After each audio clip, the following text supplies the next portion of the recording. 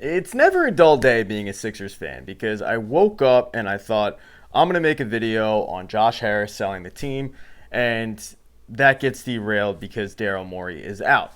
If you're wondering about my immediate thoughts on that, you can click the video. I don't remember what corner it goes to, but it's one of those. In that video, I bring up if Bob Myers was the next guy. Apparently, he is going to be streamlining the search for Daryl Morey's replacement. But in this video, I do want to get into the idea of Daryl Morey selling the, or not, sorry, Daryl Morey selling the team. Hit thumbs down for that. Josh Harris selling the team. Because it was a very popular sentiment that I saw on social media following the Sixers sweep at the hands of the New York Knicks. Josh Harris, sell the team, sell the team, sell the team. It was all over Twitter. It was all over TikTok. I mean, it was a very popular sentiment. So let's dive in. And I am going to warn you that in this video, I am going to the anti-Josh Harris people, I am going to sound like a shill, a yes man, a crisis actor, like I was paid off by Big Harris Blitzer Sports Entertainment. I was not. I'm just looking at the other side of this. I'm looking at the devil's advocate point because I think that in a lot of ways, Josh Harris in the city of Philadelphia gets a bad rap. And he gets a bad rap because he is not considered local. He is considered an outsider. He does that to himself. Now, I think that a lot of fans in Philly get very pissed off that Josh Harris, a businessman, goes and buys the Devils and the Commanders. Two teams that are looked at as rivals of the local team. Flyers, obviously, with the Devils. Commanders, obviously, with the Eagles. So, immediately it's looked at as like, you're not able to read the room.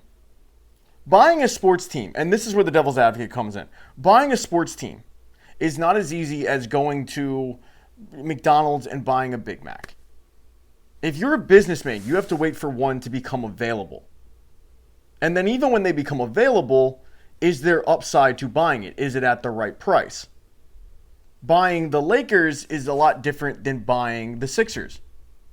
Buying the Commanders, who are forced to sell via Dan Snyder, is a lot different than buying the Eagles. I'm sure if the Eagles were to become available at the right price, I'm sure that Joshua Harris would have pounced on the deal because he's a businessman. I'm not going to fault him for buying teams that become available. Unfortunately for him, the teams that he's decided to purchase are looked at as rivals. Would we hate Josh Harris if he had bought the Utah Mammoth? Probably not. But he buys the Devils. The second thing that hurts him is the fact that the team has not succeeded under him. And I guess it's your definition of success. But when you look at the Josh Harris tenure, a lot of people will look at it as bad. I look at it as mixed results. And I think there's been a lot of good, and then there's been bad. The bad is they've never won a championship. They haven't gotten out of the second round since 2001, and he just doesn't seem to have a great understanding of a winning organization. And that is on him as the owner to put people in charge. I think hiring Sam Hinkie was a great move in a lot of ways. I think the idea of the tank, of the process, was sound. But when you hear people that were in the building during the Hinkie era, and when you read books like Tanking to the Top by Yaron Weitzman, it's a great book and it's available on Spotify. If you just want to listen to it, I read it, I listened to it again, not too recent or pretty recently. It's a really good example of, hey, great idea, horrible execution. That is on Josh Harris to not step in. But he's a first-time sports owner. Like, he hires people and he lets them work. And in a lot of ways, I would rather have that than a Jerry Jones type where I'm the owner, I think I know everything, I'm going to call the shots. Now, conversely, on the flip side of this, you go like, well, Jerry Jones has Super Bowls. Okay, use another meddling owner. Use Mark Davis from the Raiders. Use Dan Snyder. I mean, owners in sports that think that they are smarter than the room they're all over. And they hire these people to do a job, and then they don't let them do it because they think that all of a sudden, because they own a sports team, they're sports guy. I don't get the sense that Josh Harris is that. The hiring of Hinkie, though, and while I'm a process guy, is not without its faults. I mean, it's well reported. He pissed off just about every agent in basketball to the point where you had Kristaps Porzingis refusing to work out for the Sixers. The Sixers wanted to bring Kristaps in for a private workout, and it was so bad.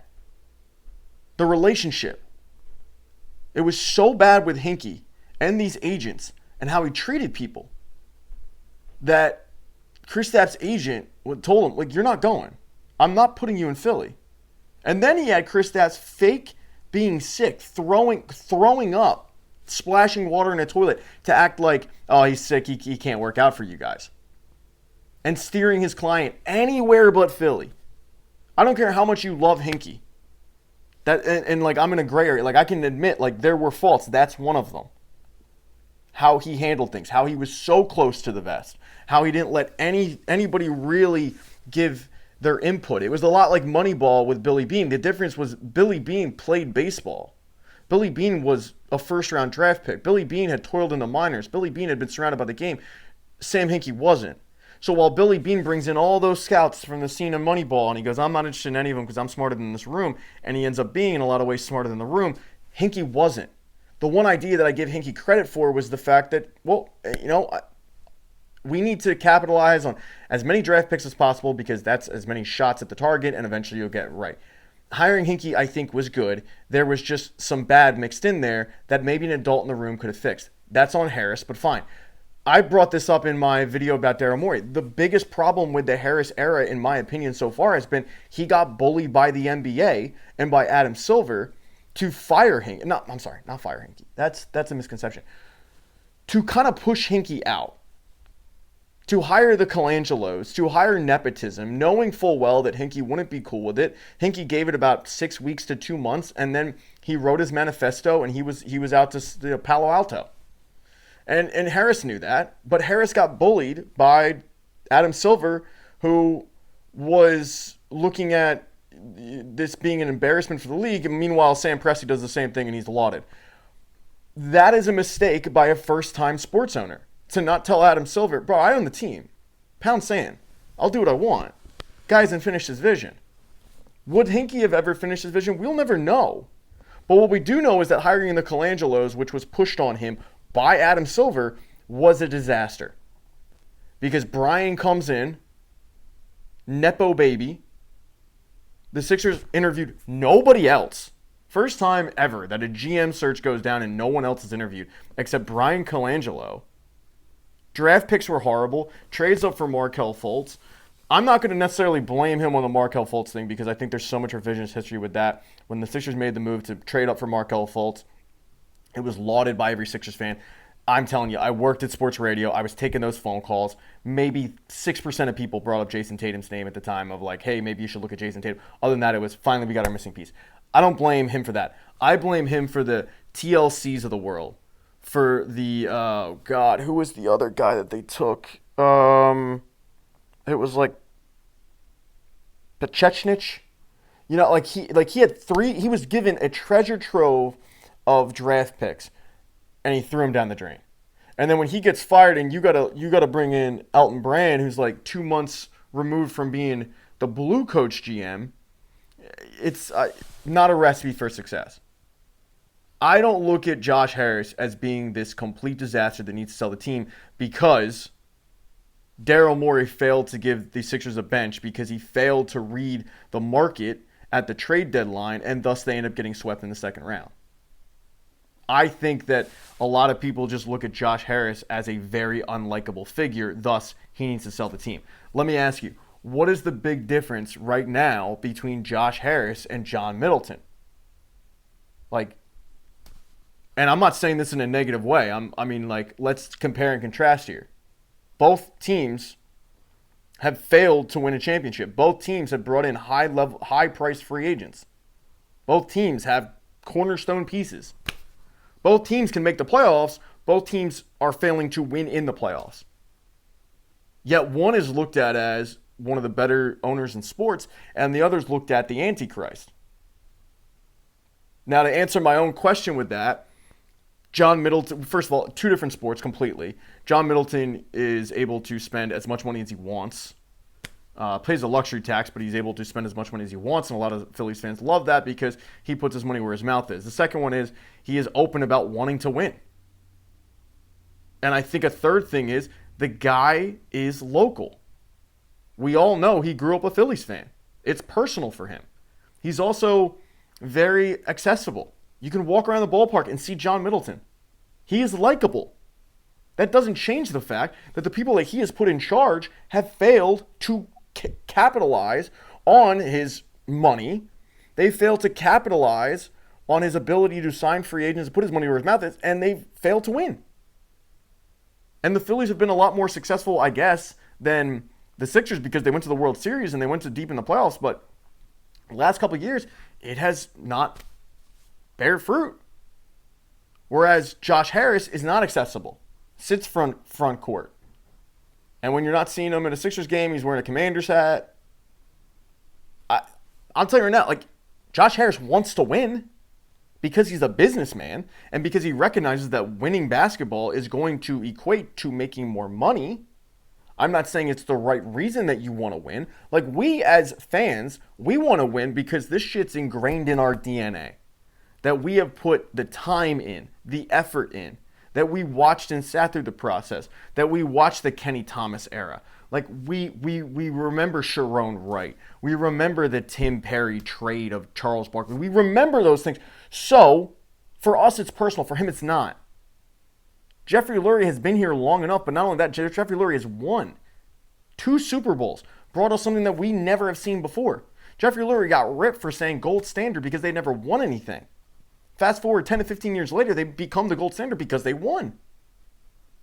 But he puts his money where his mouth is, just like John Middleton, right? So you look at Josh Harris, and I think he could have skimped out and not signed Paul George.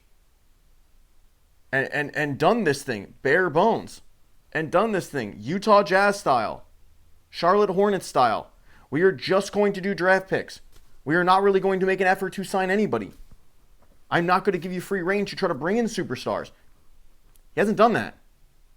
I think the biggest feather in Josh Harris's cap during his tenure as Sixers owner is the fact that he built the training facility.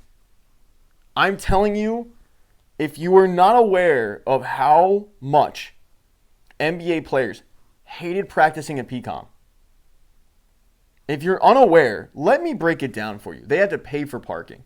And I know to the common man, you go, oh my God, boo-hoo. That is unheard of in the NBA.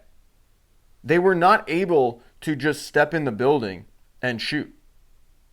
2 o'clock, if they wanted to start, shooting up and putting up shots on off day, they couldn't.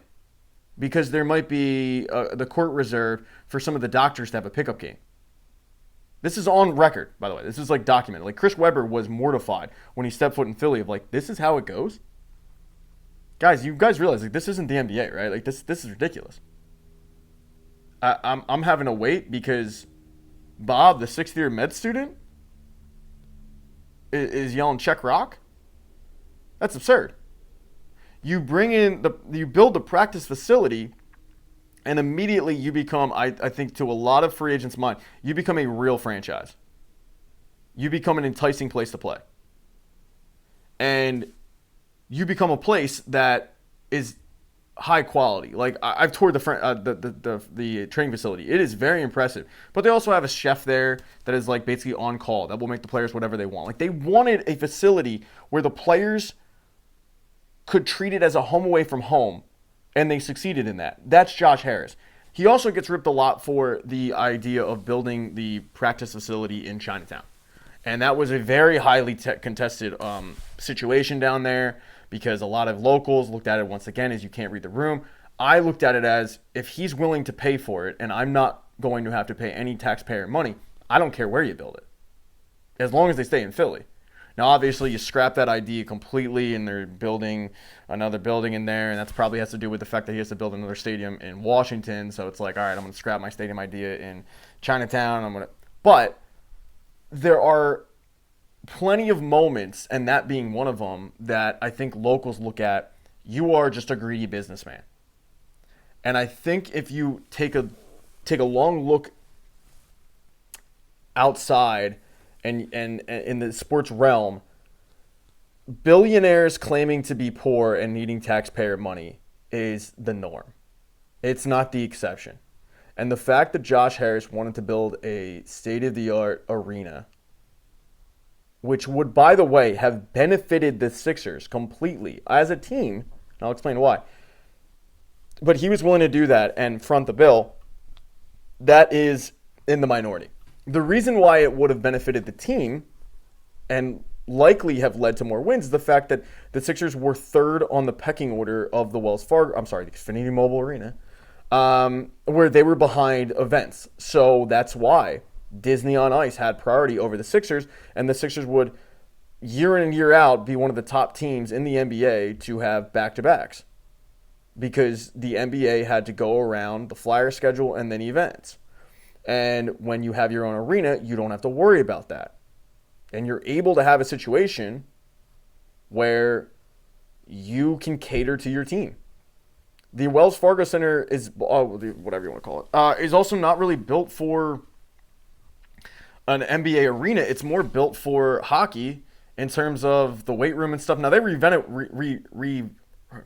renovated it, but I think he got a lot of heat for that, and I don't think it was really warranted. But I think it's a situation of, we already don't like him, so anything he does, we're not going to be able to look at the other side of it. We're going to be able to just pile on. And I think that's the problem. And the third thing with Josh Harris, I probably may name more than three, but I think that this is a big, kind of a similar realm of, like, we already don't like you, and this just adds to piling on, is the files, and his name being very, very prominent in those files. Not a great look at all. I'm simply looking at it as the owner of a basketball team and not the person. I am of the firm belief that people that are billionaires are probably not great people for the most part. You know, a lot of shitty individuals. Like, you have money, you have power, tend to exploit it. Not overly surprised. But that's another bullet in the chamber, if you will, for the anti-Harris people. Is this enough to say sell the team? No, I don't think so. If you're a Union fan, I'm sure you look at the Josh Harris sell the team thing and go, and you just laugh. Because Sugarman, who owns the Union, is the poster boy for, like, cheap owners who couldn't give one fuck about winning. They'll have a good player, he sells them off, takes the money, pockets it, builds a training facility, but, like, other than that, doesn't really reinvest it into the roster, has his scouting director basically comb, Bratislava and look for players like it's the soccer version of Major League. Like, they probably look at the Sixers fans wanting Josh Harris to sell the team as a joke, because they actually know what it's like to deal with a very shitty owner. I don't look at Josh Harris as a shitty owner. I look at Josh Harris as simply a businessman that would like to win because it benefits his bottom line. Does he want to win because of the fact that it's just cool to win? No. I think that that's an added bonus. I don't think he lives and dies with the teams the way that we do. We know that Jeffrey Lurie lives and dies with the Eagles. We also know that it's been damn near 30 years since he bought that team. He is one of us. Josh Harris, a little bit different. And when Josh Harris comes in and he buys the Sixers, and he does so pennies on the dollar, and he turns them into a really, really, valuable franchise, but throughout the years, he starts buying up other sports teams, and those sports teams being sports teams that we look at in Philadelphia as, the worst. Like, the only thing worse could have been if he bought the Cowboys and the Penguins. But he bought sports teams that were for sale. And it's not as easy as going in and being like, well, I'll take that sports team and this sports team. Like, it's just not. And I think we fail to realize that as sports fans. So I don't view Josh Harris as the Antichrist. I look at him as a businessman. I think he wants to win, and I think because of that, he's not a bad owner. He's an owner. I would like some more direction for the team. It seems like this team always has some shit going on with it and some drama surrounding it, and that's unfortunate. I don't know if you point the finger at Josh Harris necessarily, but I think that to not do so a little bit would be naive. I think he's definitely got faults, but I also think that he's hired people and he's tried to let them work, and at times they haven't done the best job.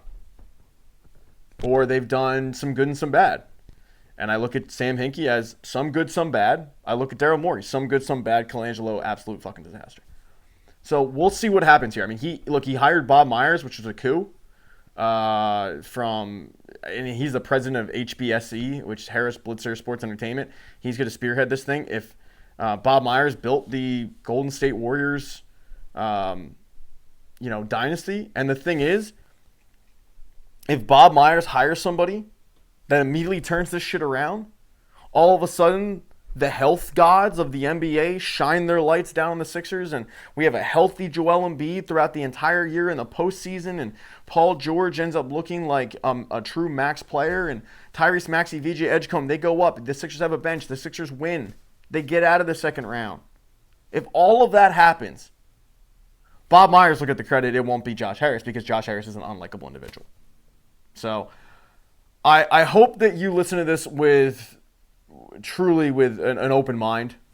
I realize that is a foolish thing to ask for basketball or for sports fans in general. I think just as sports fans, we go into things pretty close-minded a lot of times, and I think this topic is one of them. But maybe I changed your opinion on it a lot. It's not like I'd be crying if he sold the team, but I'm not also banging the drum that this guy is the worst thing to hit Philadelphia, because the Sixers once again got bounced from the second round because they ran into a better team and they ran out of gas, and that's it. But damn it, that first round was fun. So that was cool. Let me know what you guys think in the comment section. As far as comments go, I'm only going to respond to channel members, so become a channel member, support the channel. Hit thumbs up if you like this. Smash that thumbs down button if you thought it sucked. Subscribing is cool. You can do that up there somewhere. I'm going to go. Goodbye.